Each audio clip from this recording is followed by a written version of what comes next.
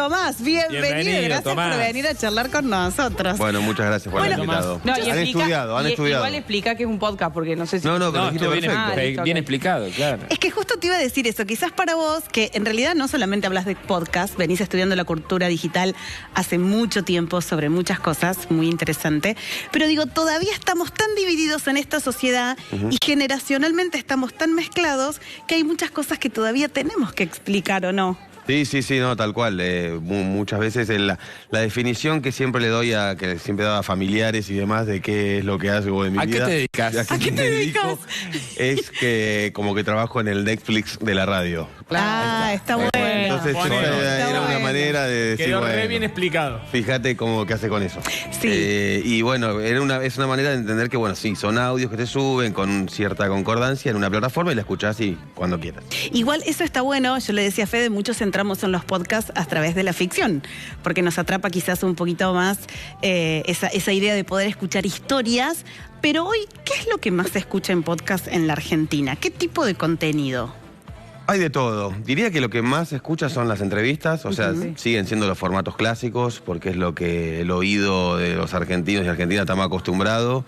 Hay podcast de entrevista, podcast de conversación, pero bueno, también hay muchos formatos, puede ser las ficciones sonoras, puede haber documentales, hay cosas experimentales, hay radioteatros, hay como de todo que se está moviendo ahí, pero diría que hoy, sobre todo las conversaciones, y ahora como que el podcast está entrando en un momento en que es más difícil de explicar aún porque es todos formatos híbridos en el que aparecen cámaras y salen YouTube, y entonces también son podcasts, pero se filman, y entonces qué diferencia tienen con una entrevista filmada como la que estamos haciendo ahora, claro. Y no se sabe. Entonces, bueno, también las conversaciones y entrevistas filmadas también les va muy bien. Y bueno, de hecho, perdón, pero en Spotify ahora también sale que Spotify video. Siempre vos lo tuviste como algo que escuchabas nada más, ahora te suma el video. Exacto, sí, ahora está la posibilidad también de ver video. No sé si está estudiado, pero el consumo mayoritario se hace ¿qué? En los traslados, en el auto, en el bondi, caminando. Sí, es como, al igual que la radio, es un consumo complementario de otra actividad. Generalmente cuando viajás, cuando estás en tu casa limpiando, cocinando, en las tareas de tu casa.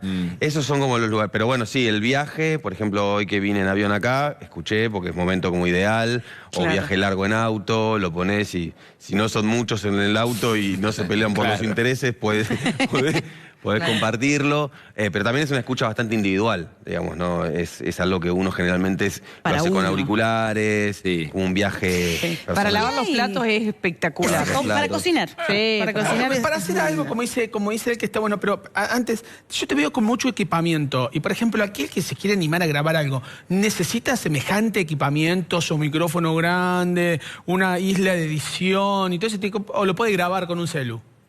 No, lo puedes grabar con un celu, o sea, hay algunas técnicas para que grabando con tu teléfono, sobre todo si estás en un entorno que no es muy ruidoso, claro, o techos muy... Este sería un lugar complicado, por ejemplo, pero bueno, si vos estás en tu cuarto, digamos, y es silencioso, se puede grabar así y luego editar de forma sencilla. Queda digno, no es una cosa de locos. Y uno, si quisiera pasar a un siguiente nivel, tendría que ir a un estudio o trabajar con técnicos, pero sí, tranquilamente se puede. Y de hecho, recién venimos bueno, acá yo vine por el Docta Podcast. ¿Qué te trae por Córdoba? Que es un festival que se está haciendo en el Centro Cultural España Córdoba y recién se estaba dando una charla en donde Lucas Bota, por ejemplo, que es un cordobés que... Es amigo de la casa. Amigo de la casa. Un crack. Sí, divino. Contó que yo lo había escuchado el podcast y que lo graba caseramente y le va muy bien, así muy que bien. Bueno, nada, sí, hay para todos. Bueno, ¿crees que estamos en un momento en el que los consumos están cambiando de una manera tan rápida que cuando empezamos a aprender cómo funciona algo ya tenemos otra cosa diferente o se modifica? Esto que vos decías. Nosotros trabajamos en un medio que no sabemos tampoco en qué va a derivar. ¿Qué crees que va a pasar con estas nuevas generaciones? ¿A dónde van a ir a buscar la info? ¿A dónde van a ir a buscar el entretenimiento? Es difícil hacer futurología, pero ¿qué lees hoy en los nuevos hábitos de consumo? Y lo que leo es que cada vez todo es más corto, todo es más instantáneo, todo es más efímero. O sea, creo que el camino que inició TikTok, digamos, y los Reels, si se quiere, es un camino que, por más que no sea lo que a mí más me guste, no solo por ahí consumir sí, pero producir no, es un camino que es medio sin retorno. O sea, esta idea de los contenidos cortos, de todo el tiempo estar cambiando de pantallas, digamos, porque es la manera en la que hoy, piénsense ustedes, cómo, ¿no? cómo Me aburro y consumen cambio. contenido, lo que pasa en sus teléfonos todo el tiempo. Claro. Y eso no creo que cambie en el mediano plazo, largo plazo, digo, que es esta idea de tener estímulos, necesitar estímulos permanentemente, aburrirse muy rápido.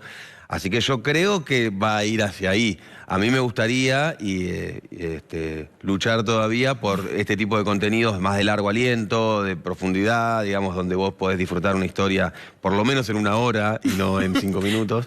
Y seguiré trabajando por eso, pero creo que la tendencia, si me decís la tendencia de lo que se va a consumir, me parece que va más por ahí. Es muy loco, porque Bueno, sin pero- embargo, viste que las grandes superproducciones de Hollywood te duran 2 horas 40, ahora todas. Y va Pero- mucha gente a verla. Sí, pero son cada vez menos. O sea, Pero los estímulos son los golpes son cada 30 segundos tiene que haber algo.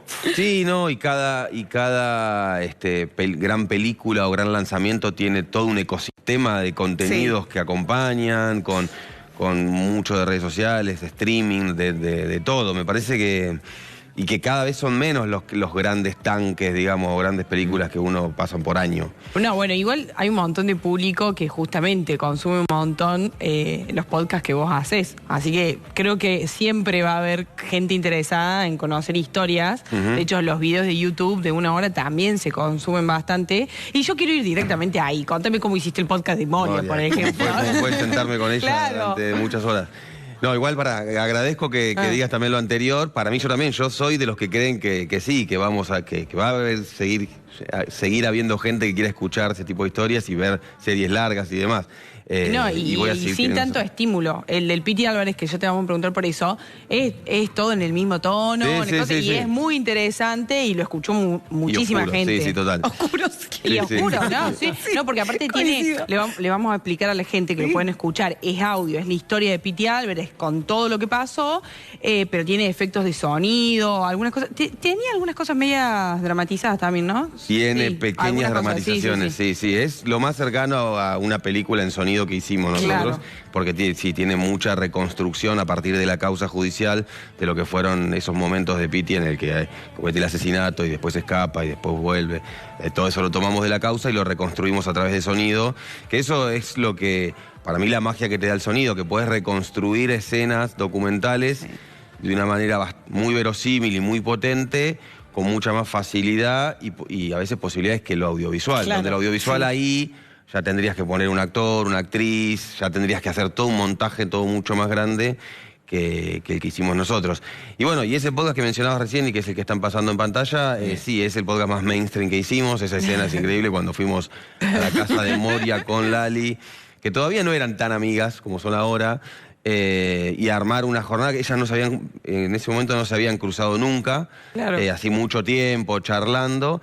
Y ahí lo que fuimos a hacer es que Lali le va a mostrar la canción que había hecho, que después circuló por todos lados, a Moria que la escuchaba. Bueno, y creamos como todo un escenario que ese es el fin del podcast. Pero bueno, Tremendo. ese sí fue un podcast de mucho aprendizaje, sobre todo de cómo manejar estrellas, digamos, ¿no? Y cómo explicarle también lo que hacemos a las estrellas, digamos, porque Y a Moria es Moria. súper abierta. Sí, pero es de otra época también. De otra época, ella Claro. decía, ustedes están haciendo un radio reality. ¡Ay, amo! No, pero es un reality, porque la acompañan al Sí, no la sí. escucharon al teatro, están en la casa, están con el novio, o sea, todo. ¿Cuánto Sí, tiempo sí. te lleva armar un laburo como este? El de realizar, el de generar, conquistar, tener el material y después editarlo para subirlo.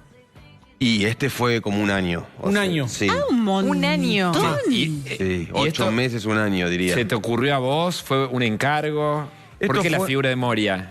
Esto fue, nosotros desde Anfibia trabajamos junto a Spotify en 3 series documentales, 3 biografías. Una fue la de Ricardo Ford, que le fue muy bien, la de Piti Álvarez, y la de Moria fue un poco seguir la línea de lo que había pasado con Ford, pero con alguien, bueno, que estuviera vivo y que estuviera presente. O sea, en los Una otros- celebridad. Claro, en las otras 2 biografías no habíamos contado con el protagonista o la protagonista en el podcast, y acá sí. Digamos, entonces fue como una especie de biografía autorizada y bueno, nada, ella nos parecía que era alguien que que atraviesa distintas generaciones, que le habla a gente que utiliza sus stickers o sus frases en TikTok sin saber de dónde salen, y también y también a generación como la mía, que tampoco soy una persona que la haya consumido, que haya visto las películas de Olmedo, digamos. Claro. Y así mis padres o... Tomás, mira, mientras estamos charlando nos van contando las preguntas que la gente que nos está mirando en casa, que son familias de distintas edades y generaciones, nos preguntan. ¿Sabes qué nos preguntan? ¿Cómo para escuchar un podcast? Mira, me encanta. Ahí lo pueden escuchar en distintas aplicaciones de podcast. La más conocida es Spotify. Pero no es la única. Pero no es la única. También está Apple Podcasts, Amazon Music. También lo pueden escuchar en nuestra página, amphibiapodcast.com. Lo pueden googlear, ahí están todos gratuitos para poder escucharlos. Son, por ejemplo, la serie de Moria, son 9 capítulos que recorren toda su vida. La de Pitti son 6. Que recorren su vida, pero con un eje en qué pasó esa noche en la que él cometió un homicidio. Y la de Ricardo Ford son 10 episodios, re largos, es una inmersión total en la vida de Ricardo Ford, pero lo recomiendo. Es, bueno, además de lo que hacemos nosotros en esas series es, además de retratar la vida, tratar de pensar un poco lo que había atrás de esos personajes, ¿no? La idea de la serie de Ricardo Ford es, bueno, ¿por qué una persona ultramillonaria quería ser famosa, digamos, ¿no? Y que todo lo que hizo en su vida por tratar de ser famoso. Se puede escuchar comiendo chocolate. Se puede escuchar comiendo su chocolate. Bueno, y de Moria también es un retrato del país. Siempre me quedó esa frase de, no sé quién la dice ahora en el podcast, pero de que Moria era muy Mar del Plata y Susana era muy Punta del Este. Peto Casella, creo. Peto Casella, creo que sí. Sí. Que, digamos, tiene un montón de entrevistas, que también retratan a la Argentina. Moria, Sí, claro, ¿no? Y bueno, es como un personaje que permite explicar la cultura popular de los últimos 50 años de Argentina, digamos, ¿no? Que fue entendiendo bien el teatro de revistas, luego la televisión, los realities, ahora las redes, digamos, es alguien que se vive como reconstruyendo. Reinventando, sí. Reinventando. Bueno, ¿Y vos tuviste que estar 24 horas ahí con Moria? Estuvimos no 24, pero estuvimos, jornadas muy largas. ¿Sobreviviste? Sobreviví, fue intenso. Y ella también sobrevivió, porque ella no es alguien que le guste hablar del pasado. Entonces cuando nosotros, ella siempre es puro presente y futuro, o sea, nunca pasado. De hecho, no tiene fotos, no tiene recuerdos, no tiene casi nada. ¿En serio? Eso es un dato que no sabíamos, por Sí, no, en su casa solo hay una foto colgada, que es una que está ella y Sofía Gala con una cara de culo impresionante, porque ella no lo quería hacer. Era una revista Caras, creo, una de esas, y la tiene así colgada, pero después no hay fotos en ningún lado. Mirá. Y ella las tira porque, bueno, el pasado le tira para abajo, una cosa así. Entonces, bueno, se sentía, nos dijo en la segunda sesión, me vampirizaron. No. Como que me sacaron todo lo que yo tenía, porque claro, nosotros lo que hacíamos es leímos su biografía, Memoria. Es todo títulos ella, todo claro, títulos todo título todo el tiempo. Y entonces arrancábamos desde sus inicios, de que empezó con sus padres y que empezó a danza. Entonces era, bueno, tratemos de reconstruir toda tu vida de vuelta. Y bueno, había muchas cosas que se cansaba, no le gustaba, o sea, como que no le gustaba hablar, no sé, de los sex, eso como que se aburría. No es que no le gustaba, sino que se aburría. ¡Qué embole! Era una onda, ella no quiere hablar algo nuevo. Claro, quería hablar de su amor actual de 80 años con Galmarini, no sé qué. Sí, que súper pasión también. Porque, sí, enamoradísimo. Y él también enamoradísimo. Porque también excedieron. Sofía Gala no debe haber sido fácil de convencer de que participe. Fue la más difícil de todas, sí. Ah, mira. ¿Y ahora en qué andás? ¿Qué estás tramando? Y ahora nosotros estamos haciendo nosotros hicimos además una biografía de Javier Milei, una biografía que hicimos junto al País de España el año pasado. Podcast. Fueron 4 episodios, que en ese momento fue, porque en España, bueno, nuestro presidente es muy interesante hacia afuera y querían saber en ese momento quién era que estaba en un balotaje y estaba a punto de ser presidente. Entonces hicimos una serie de 4 episodios, se llama Sin Control, que la conduce Mario O'Donnell, que salió el año pasado.